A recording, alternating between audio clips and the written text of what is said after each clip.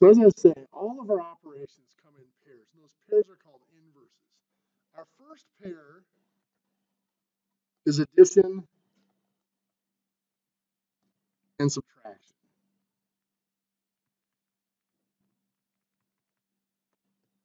Somebody give me a number between 5 and 15. 11. You got 8, so there's our other one. We use 11 and 8 as our numbers.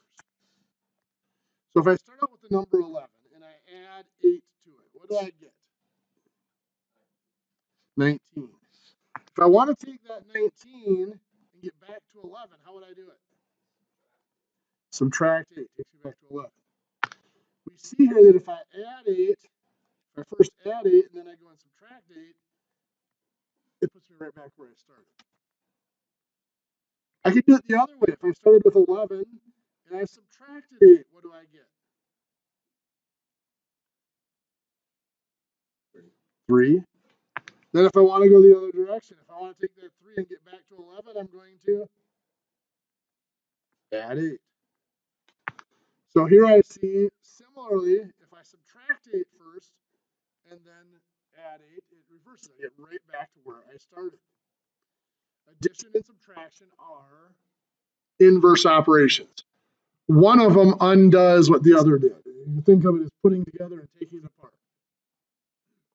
You take a wrench, if you're going to turn it clockwise to tighten it, if you need to take it off, you're going to turn it counterclockwise to loosen it. Well, our next pair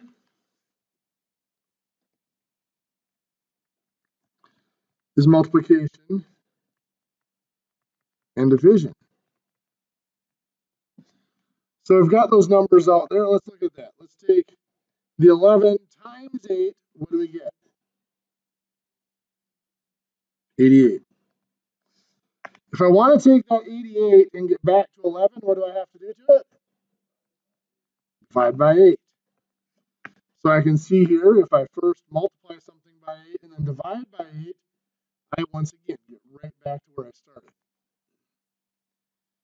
If I have 88 divided by 8, I get 11. If I want to get it back to that 88, I'm going to take the 11 and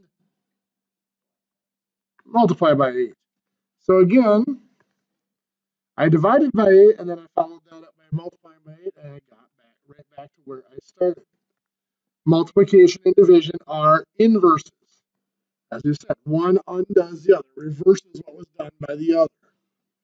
There are several other pairs of inverses we encounter.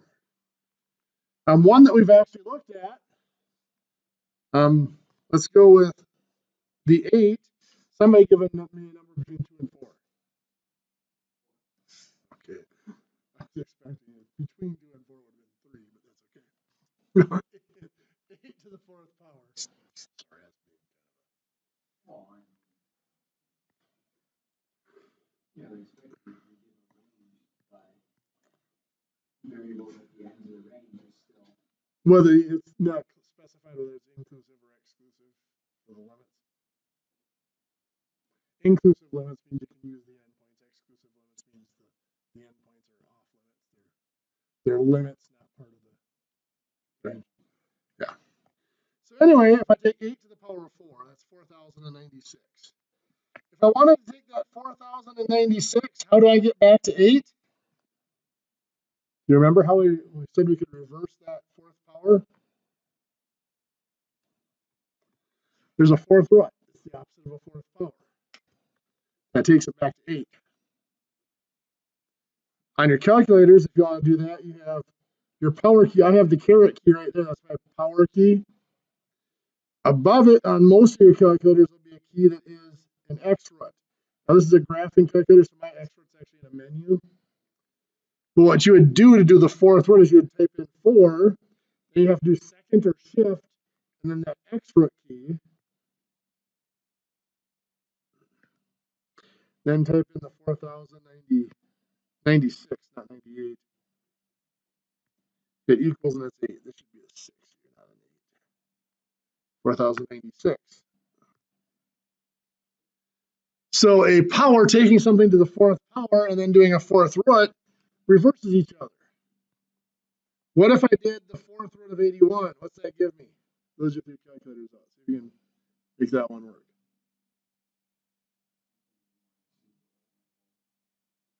I bet you can. Yeah, do a little finagling.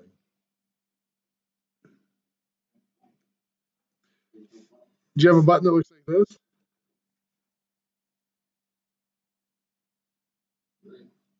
That is 3. The fourth root of 81 is 3. To reverse that, I would take my 3 to the power of 4. Gives me back 81. Did you find it, Tristan? Here, I'll come take a look here. So we can see that the roots and the powers reverse each other. There are a lot of other pairs of operations. And we're not going to get into it in this class, but there's trig functions. You guys heard sine, cosine, tangent? I've heard of them at least. You know, the sine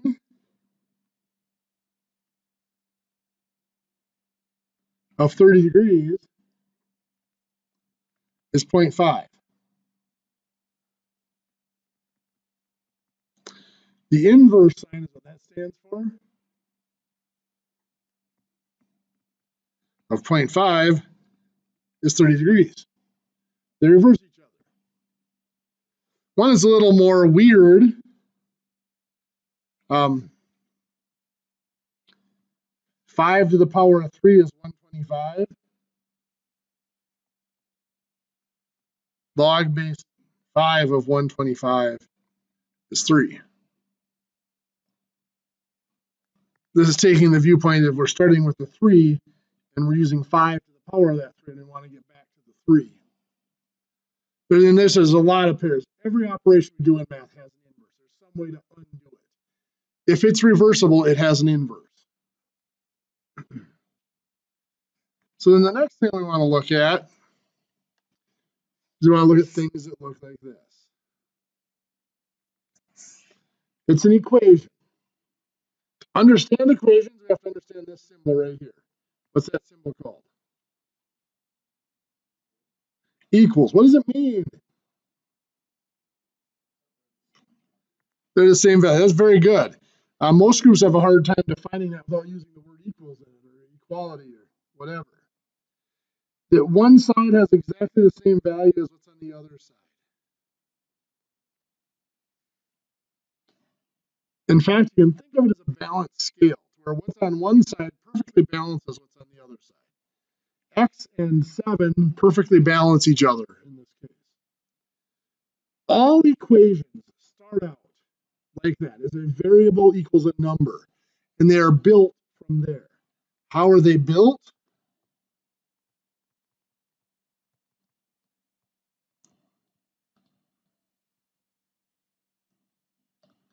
Well, they are built with those basic operations. Add, subtract, multiply, divide, power, root, trig functions, trig inverses. Any of those operations can be used to build onto these equations. For example, I might build onto this by adding. Pick a number between 5 and 10. Okay, let's say I want to add 8 to this. X plus 8 is X plus 8. However, if I add 8 to one side, it's going to tip the scale unless I do what? Add 8 to the other side. 7 plus 8 is 15. I have just made a more complex equation. I built onto this equation. I'm building it up. Or I might have an equation like 9 equals y. Somebody give me a number between 4 and 8. 7. So let's say I decide I want to subtract 7 here. Y minus 7, of course, is y minus 7. But in order to keep this scale balanced, what else do I have to do? Subtract 7 from the 9. 9 minus 7 is 2. So there I have built a more complex equation. I might have z equals 3. Somebody give me a number between Ah, 2 and 7. This is one of the easy questions. 5, 4, okay. We'll go with the 4. Let's multiply by 4. Z times 4 can be just written as 4Z. But again, if I want to keep that balanced, I have to make sure I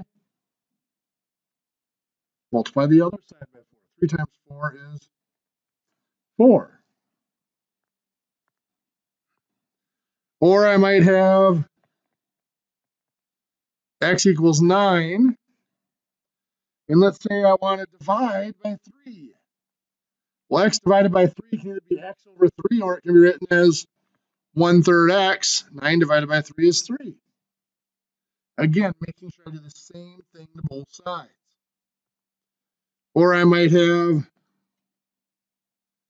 p equals 7, and I decide I want to square both sides.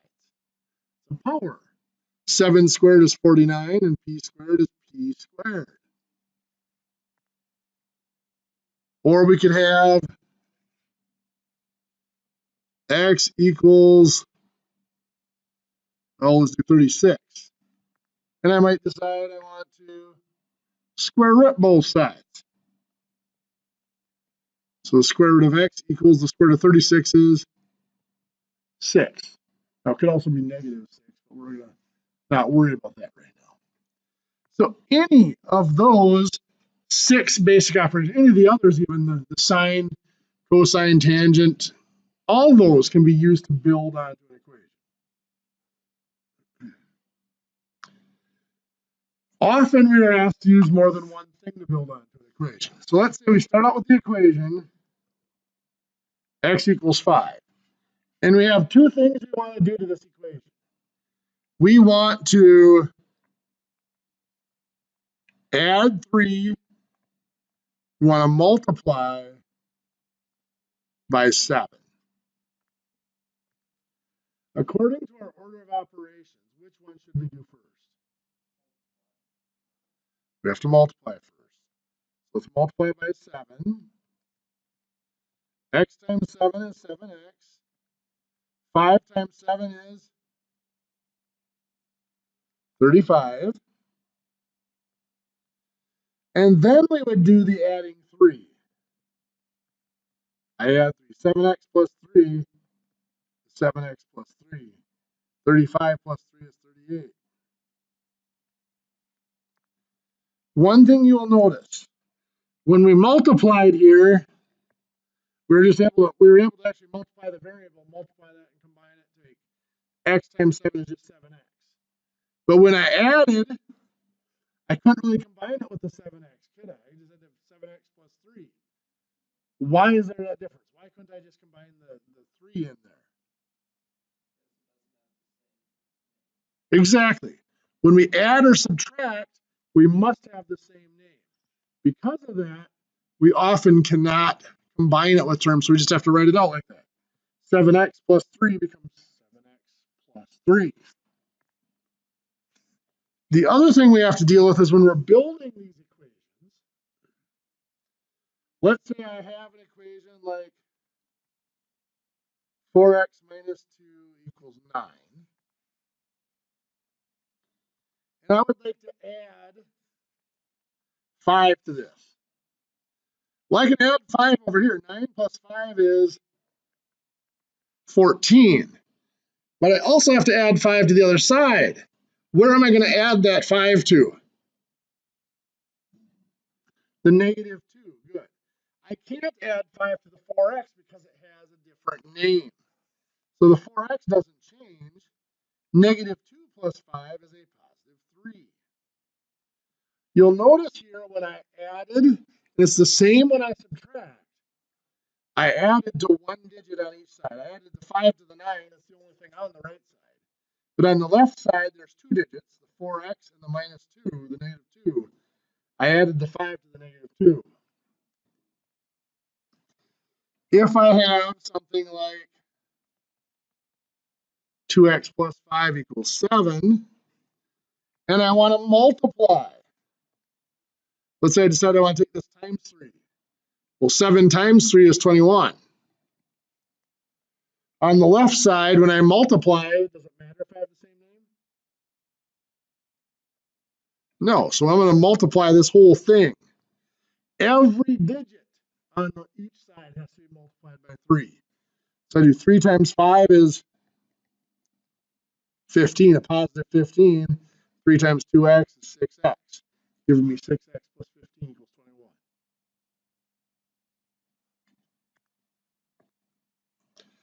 So I've just gone into great detail on how these equations are built.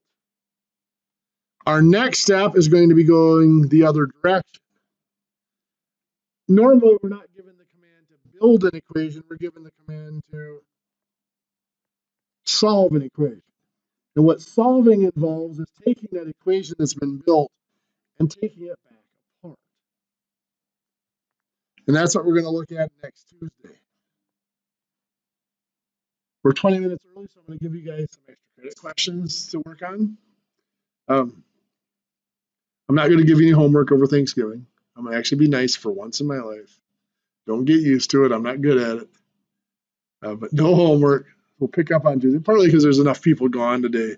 You guys actually have 4 out of the 7 here, but there's enough people gone today that I don't want to repeat too much on Tuesday. But I'm going to give you an extra credit question, a couple of them actually. First one is based on what we did here today. I'm going to start off with x equals 1. Right?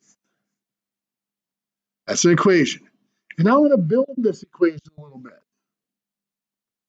I'm going to start off by multiplying by x, which of course means I have to multiply the other side by x.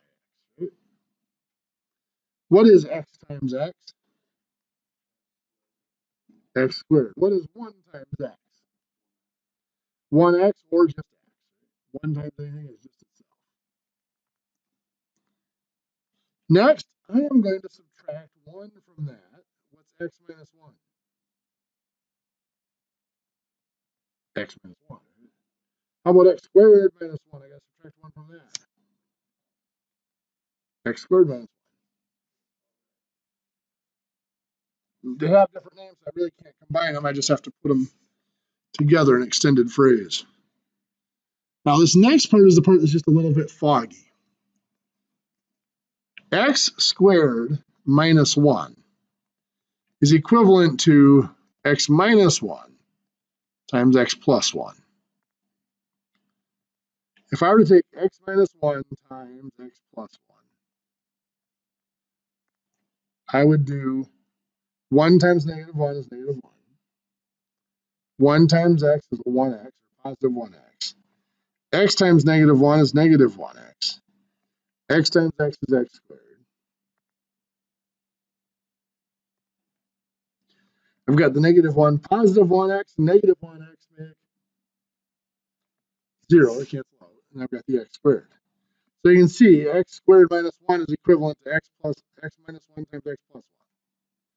So what I'm going to do is this. I'm going to break that up into x minus 1 times x plus 1.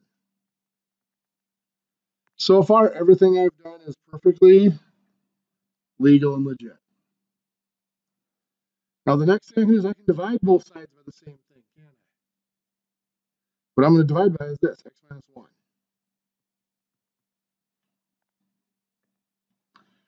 What's anything divided by itself? 1. So x minus 1 divided by x minus 1 is 1. Over here, same thing. X minus 1 divided by x minus 1 cancels out, and I'm left with x plus 1, right? So the last thing I'm going to do is this. I'm going to subtract 1. So x minus 1 minus 1, the plus 1 and minus 1 cancel out, I just get x. What's 1 minus 1? 0. So we get x equals 0. But we started out with x equals 1.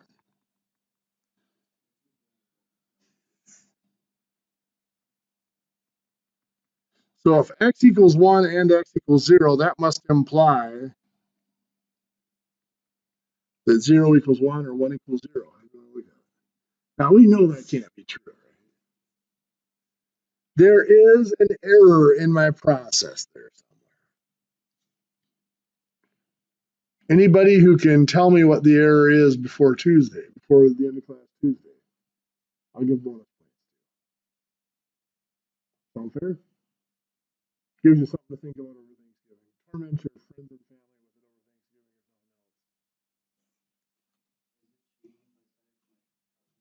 or something else. No, well, go for it.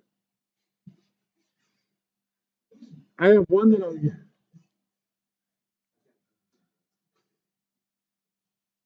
Yeah, we're not supposed to talk about that. Sorry.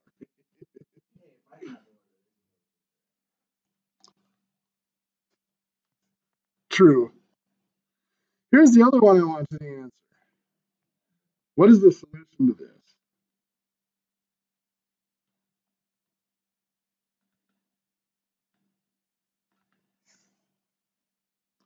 One minus 0.9 repeating.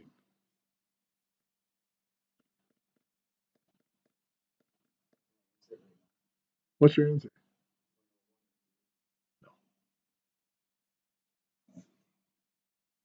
Nice try, but that is not it. Do you want one to send to your friend who's a math teacher just to really drive them nuts? You're gonna have paper with you today? Remind me someday when you got paper with. This is what I'd have to write down. I'll give you one to take. Remind me.